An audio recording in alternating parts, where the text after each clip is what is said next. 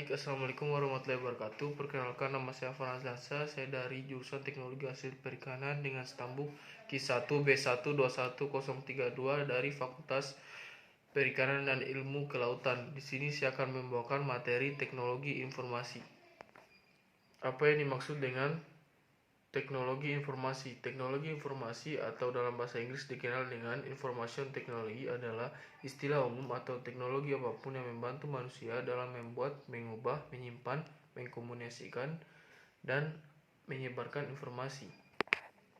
Selanjutnya yaitu manfaat dari teknologi informasi ialah menghasilkan atau mengorganisasikan informasi ke dalam bentuk yang berguna, misalnya laporan, tabel, grafik, dan sebagainya. Fungsi teknologi informasi ini merekam atau menyimpan data dan informasi dalam suatu media yang dapat digunakan untuk keperluan lainnya. Selanjutnya saya akan menjelaskan pengertian dari high-tech dan high-touch. High-tech memiliki pengertian yaitu kemajuan di masa depan, inovasi, ataupun kemajuan. Sedangkan high-touch adalah mempelajari sesuatu yang mengakui adanya hal-hal yang besar daripada kita atau mengakui adanya sesuatu yang lebih besar di luar diri kita, entah kemanusiaan ataupun ketuhanan. Jadi pengertian dari high-tech dan high-touch lebih kurang adalah menikmati buah kemajuan teknologi dan menyesuaikan dengan Tuhan kita apapun keyakinan spiritual kita. Selanjutnya yaitu perbedaan data dan informasi. Dalam dunia komputer, data adalah segala sesuatu yang disimpan di dalam memori menurut format tertentu, dan informasi adalah hasil pengolahan data yang sudah dapat diterima oleh akal pikiran penerima informasi yang nantinya dapat digunakan untuk pengambilan keputusan. Selanjutnya saya akan menjelaskan mengenai teknologi menangkap atau capture, teknologi mengolah atau processing, teknologi mencari kembali atau retrieval, dan teknologi melakukan transmission. Teknologi informasi berfungsi sebagai penangkap wadah dan pengelola rincian secara detail dari berbagai sumber yang tersedia.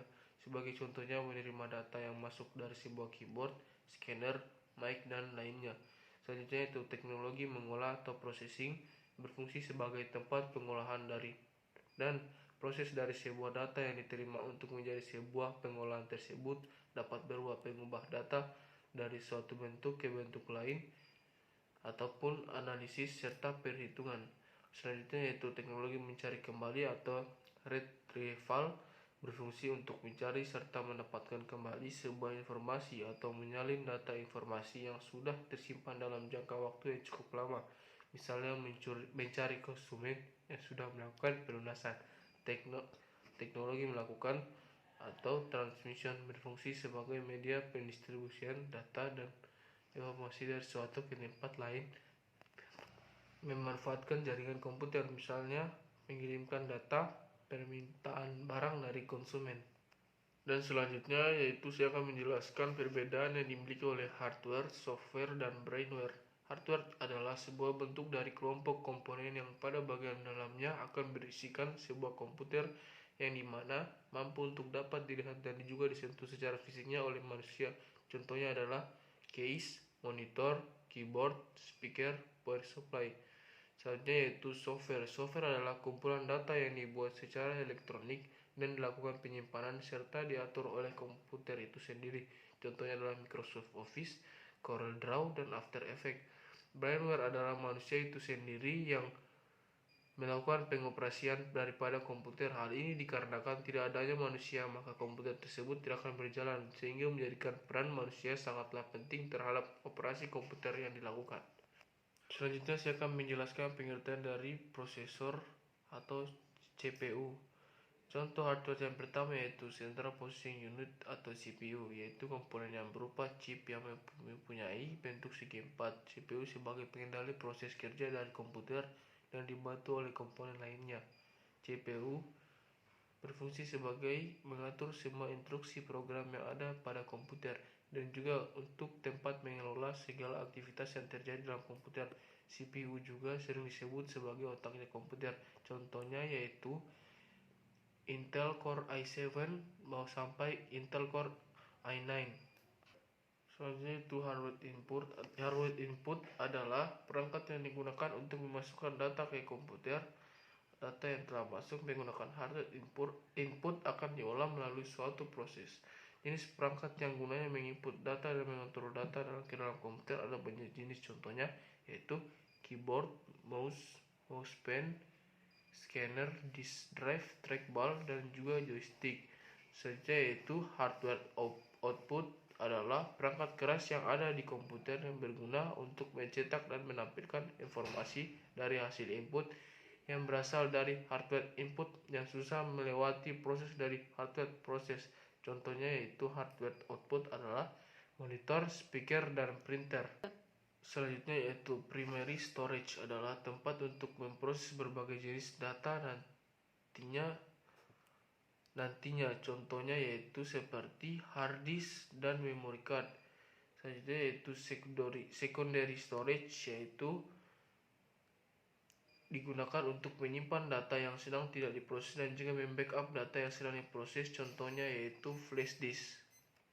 Communication device yaitu suatu alat yang dihubungkan ke komputer yang berfungsi untuk menghubungkan ke alat lain, contohnya yaitu Bluetooth, printer, wireless, dan juga lain-lainnya.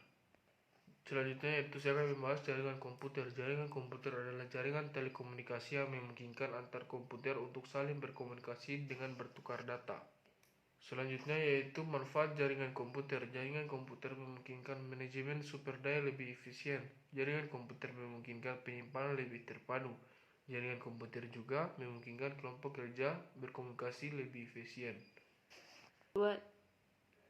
Selanjutnya yaitu saya akan menjelaskan mengenai pengertian dari LAN, MAN, WAN. LAN adalah LAN atau Local Area Network adalah penghubung perangkat jaringan sedemikian rupa sehingga komputer pribadi dan workstation dapat berbagi data, alat, dan program dengan jangkauan yang dekat. MAN atau Metropolitan Area Network mencakup area yang lebih besar daripada LAN dan area yang lebih kecil dibandingkan dengan WAN. Contohnya yaitu kota-kota besar yang menghubungkan suatu jaringan. WAN atau Wide Area Network adalah jaringan komputer yang membentang di wilayah geografis yang luas meskipun mungkin terbatas dalam batas-batas negara. Selanjutnya saya akan menjelaskan cara menghubungkan antara laptop atau komputer dengan kabelan. Langkah yang pertama yaitu hubungkan laptop atau komputer dengan perangkat lainnya menggunakan kabelan. Dan langkah yang kedua itu setelah kabelan tersambung, silakan buka kontrol panel.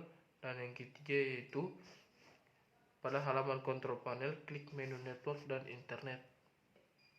Selanjutnya saya akan menjelaskan pengertian dari internet. Internet adalah jaringan komunikasi elektronik yang menghubungkan jaringan komputer dengan fasilitas komputer di seluruh dunia. Selanjutnya yaitu web atau situs web adalah singkumpulan dari halaman web yang saling berhubungan yang umumnya berada pada peladen yang sama berisikan kumpulan informasi yang disediakan secara perorangan, kelompok, atau organisasi.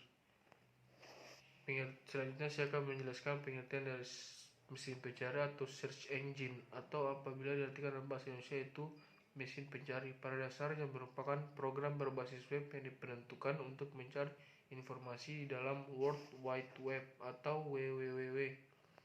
Selanjutnya saya akan menjelaskan pengertian dari firewall. Menurut definisinya, firewall adalah sistem keamanan jaringan komputer yang mampu melindungi dari serangan virus.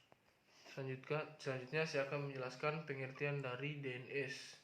DNS atau Domain Name System adalah sebuah sistem yang membantu menerjemahkan nama domain yang Anda masukkan pada browser yang akan menjadi alamat IP. Selanjutnya saya akan menjelaskan pengertian dari IP address atau Internet Protocol Address adalah label numerik yang ditetapkan untuk setiap perangkat yang terhubung ke jaringan komputer yang menggunakan protokol internet untuk komunikasi. Selanjutnya saya akan menjelaskan mengenai email atau surel adalah sarana mengirim surat melalui jalur jaringan komputer, misalnya internet, dengan surat konvensional. Pengirim perlu membayar per pengiriman dengan membeli perangko, tetapi jika mengirim surel lewat internet atau komputer itu harus membayar sambungan internet saja.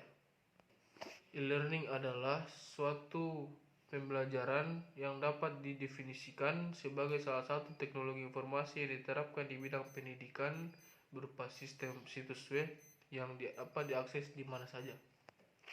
Berikut ini saya akan menjelaskan mengenai pengertian e-commerce. E-commerce adalah kumpulan teknologi aplikasi dan bisnis yang menghubungkan perusahaan atau perorangan sebagai konsumen untuk melakukan transaksi elektronik, pertukaran barang, dan pertukaran informasi melalui internet atau televisi.